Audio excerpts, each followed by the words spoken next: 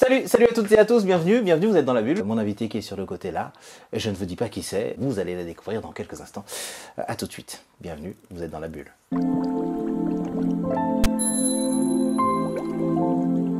Salut Nathalie, ça va? Salut Enzo.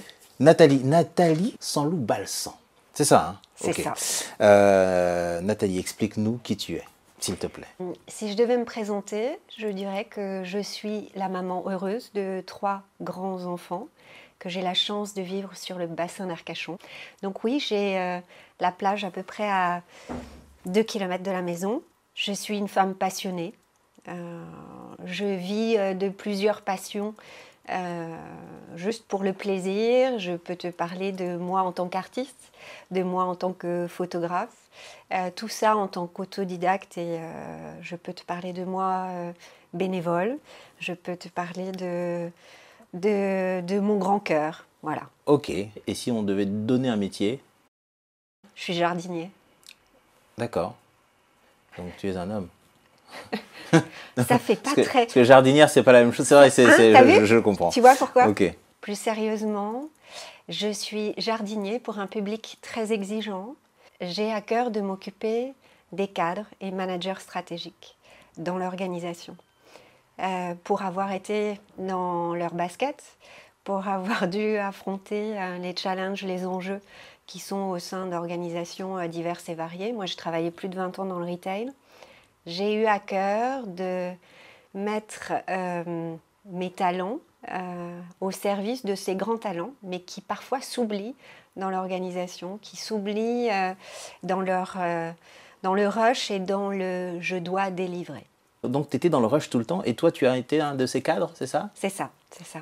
J'ai travaillé dans différentes belles enseignes. J'ai commencé dans une très jolie enseigne qui s'appelle Sephora, où j'ai eu la chance de gravir les échelons assez rapidement. À peine 25 ans, j'étais directrice d'un centre de profit. Je manageais un peu plus de 20 personnes, et à l'époque, ça faisait 4 millions d'euros. Je dis à l'époque parce que Sephora, depuis LVMH, a beaucoup grandi. Et puis, au gré de ma carrière, j'ai évolué pour finir en comité de direction dans des entreprises larges, avec des enjeux importants.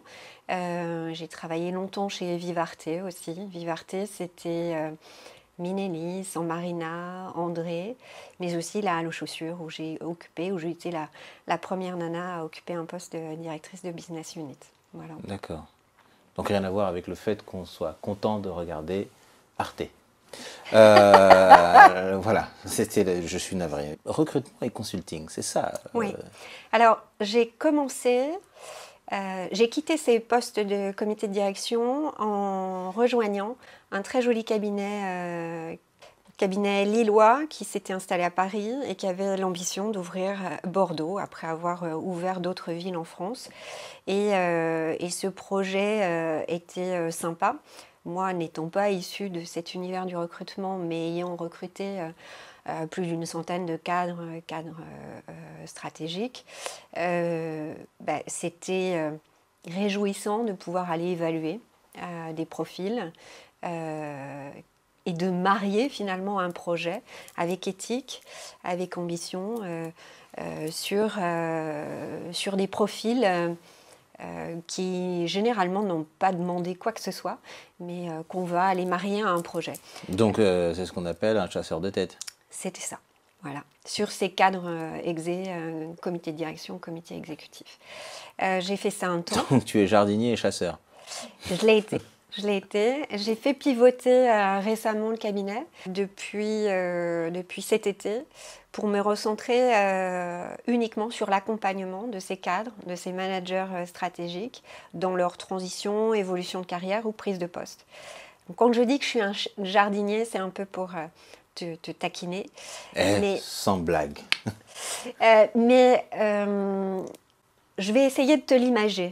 Je suis une marguerite, mais j'ai toujours cherché à ressembler à la rose. D'accord? Donc, j'y suis arrivée un temps. J'ai eu une carrière assez incroyable où j'ai endossé le costume de la rose, où j'ai pu briller en tant que rose. Et puis, à un moment, ça me demande quand même beaucoup de ressources personnelles, On parle d'écologie, mais il y a aussi l'écologie personnelle. Et il y a un moment dans cette carrière où le stretch est trop fort, trop violent. Eh bien moi, j'aide les gens à dire, t'es une marguerite déjà, à identifier qu'ils sont une marguerite. Souvent, ils arrivent à moi, ils sont un peu fatigués, un peu usés, ou en tout cas, ils ont besoin d'y voir plus clair. Donc on redétermine qui ils sont. Je suis une marguerite et j'assume être une marguerite et je suis hyper contente d'être une marguerite parce qu'en plus j'ai toute une corolle de talent, de potentiel. Donc à partir du moment où ils tombent les masques, les costumes qu'ils ont pu endosser, qu'ils assument qui ils sont en tant que marguerite, on peut définir toute la corolle de talent et de potentiel.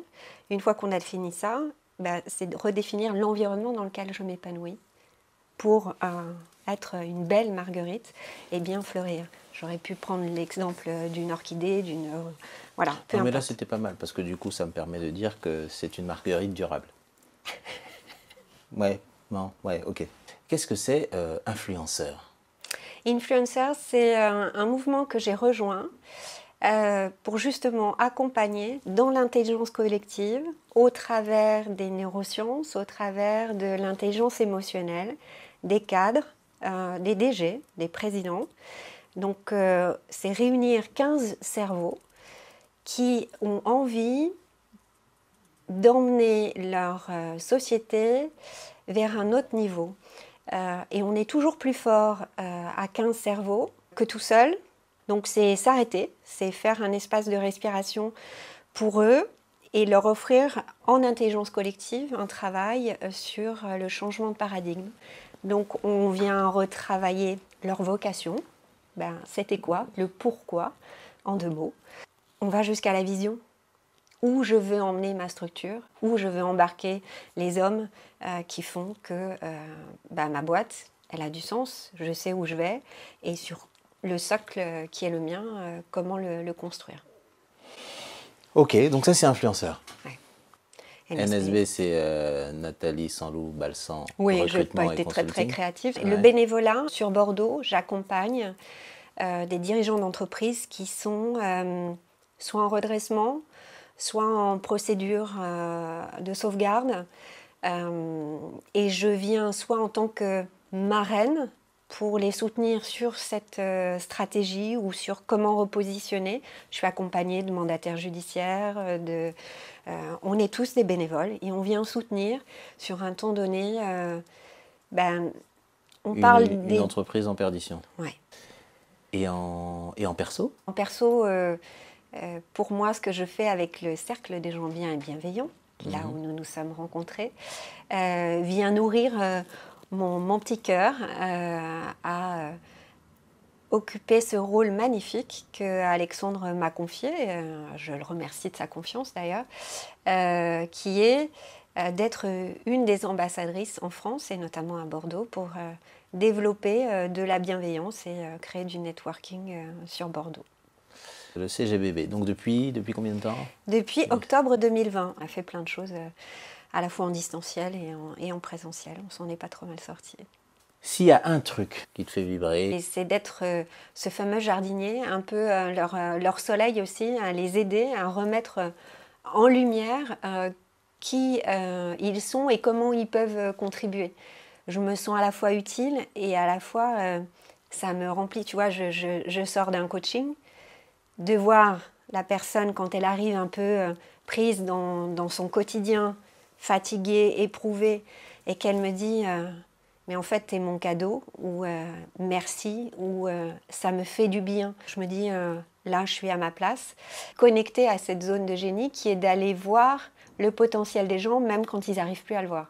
Alors il y a une personne qui m'a aidée à faire ça, c'est mon fils aîné. Parce que c'est un garçon différent, parce que je suis allée voir au-delà de ce que les médecins avaient pu coller comme étiquette ou de ce qu'on pouvait voir de lui qui était différent. Différent, on approfondit? Thibaut est autiste, il ne parlait pas à 5 ans. Ouais. Il a commencé à très bien parler à 6 ans, mais aujourd'hui il a 22 ans et j'ai toujours vu son potentiel. Et aujourd'hui, il est en alternance dans une très grosse boîte. Il travaille dans les systèmes embarqués. Alors pour moi, c'est un petit peu à des années-lumière de ce que je suis, mais il est dyslexique, dysorthographique. Il est donc autiste, il a une interaction un peu particulière avec les autres. Néanmoins, une société lui fait confiance et il est en école d'ingénieur. En fait, il m'a fait réaliser que ce que je voyais, je le vois dans n'importe qui. Et j'ai à cœur de le mettre en lumière. Tu t'illustres aussi un peu dans l'art, non? C'est vrai, je fais des peintures abstraites. J'adore l'art, j'ai toujours été sensible au beau. Alors le beau reste subjectif et je fais des peintures abstraites sur des grands formats. Alors j'ai essayé de les réduire, mais ils restent quand même sur 1,50 m au minimum. Le plus grand format, j'ai dû faire 2,70 m par 1,80 m. Concrètement. Je pensais Et en être une fait, rose. je pensais être une rose, et en fait, il se trouve que je suis une marguerite, mais une marguerite fatiguée. Comment est-ce que tu me repères? Comment est-ce que tu me vois? Où est-ce que tu vas me chercher? Comment ça se passe concrètement? C'est une excellente question. Jusqu'à présent, ce sont ces candidats à qui j'ai fait vivre une expérience candidat dans ma chasse qui ont aimé l'expérience qu'ils ont vécue à travers moi. Alors, quand on chasse pour aller... je déteste ce mot, hein, pour moi c'est dénicheuse, c'est d'aller chercher les compétences qui vont matcher avec un projet pour faire que ce projet soit en réussite aussi bien pour l'individu que pour l'entreprise. Mais quand la Covid est arrivée, j'ai eu énormément de cadres qui se sont rendus compte que dans ce temps d'arrêt, on revient à soi. On se dit, mais en fait, j'ai voulu être une rose, mais je ne sais plus qui je suis. Et tous les jours, les gens viennent à moi, me disent, je suis fatiguée, mais en fait, je ne sais pas qui je suis. Parce qu'on est dans le faire, faire, faire. Et donc, ils viennent à moi, soit par recommandation, soit parce qu'ils ont vécu cette expérience candidat. J'ai des candidats qui revenaient à moi pour me dire, accompagne-moi dans ma prise de poste. Donc, c'est aussi ce que je fais, du onboarding. Qu'est-ce qui fait ta différence? C'est eux qui en parlent le plus, qui me disent que de vivre un accompagnement, un mentorat avec moi, c'est quelque chose d'à la fois transformant mais de boostant. Voilà, ils se réalignent. Tu transformes et tu boostes. Ouais. Ce qui est difficile maintenant, c'est d'être visible et Oui. de dire ce que tu fais Oui, oui. concrètement, ce que tu es capable de faire. Aider les gens à se rappeler qui ils sont dans leur essence pour qu'ils soient le plus épanouis possible et créer ce cercle vertueux. C'est-à-dire que si je sais qui je suis, j'ai plus besoin de me mentir ou de me raconter une histoire. Je peux être juste, pas uniquement faire semblant. Donc je sais qui je suis donc épanouie. Et qui dit épanoui dit performant, et donc la boucle est bouclée. Baguette magique, dans 5 ans, t'es où? Je pense que je fais des conférences parce que, je l'évoquais, je crois à la force du témoignage. Si je pouvais impacter positivement, ce serait ça. Donc faire des conférences, raconter, témoigner, réunir aussi. Je crois à la force du collectif. Donc dans 10 ans, je suis à la fois sur scène et avec d'autres dirigeants. S'il y a bien une chose sur laquelle on peut tous travailler, c'est notre capacité à se responsabiliser et à être focus sur ce que je peux oser faire. Donc comment demain je peux oser contribuer. Moi j'invite tout le monde à oser se poser la question. Bon, Ma fleur préférée c'est l'orchidée. Je trouve que c'est une fleur incroyable. Et je suis venue avec une fleur pour te témoigner mon affection. Alors, de la cultiver. Je voulais te surprendre un petit oui, peu. C'est réussi. Alors, bon, écoute, je suis un peu gêné, je te remercie. Merci Nathalie Sanlou-Balsan pour ces fleurs. Et puis, je ne sais pas comment terminer, du coup. C'était Dans la bulle avec Nathalie Sanlou-Balsan. Ciao, ciao, ciao, salut.